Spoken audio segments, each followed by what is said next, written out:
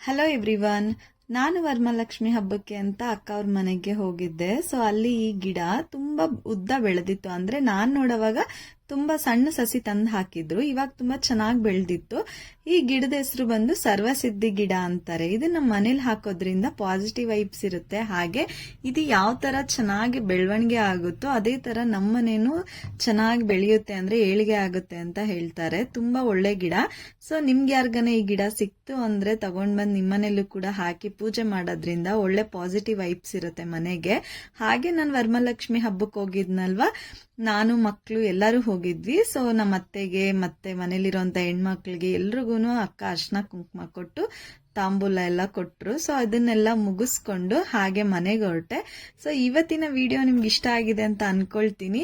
ಇದ್ರದ್ದು full detail complete video ಬಂದು YouTube ನಲ್ಲಿ ಈಗಾಗಲೇ ನಾನು ಪೋಸ್ಟ್ ಮಾಡಿದ್ದೀನಿ. ನಿಮ್ಗೆ ಯಾರಿಗಾನ ಇಂಟ್ರೆಸ್ಟ್ ಇತ್ತು ಅಂದ್ರೆ ಚೆಕ್ ಮಾಡಿ.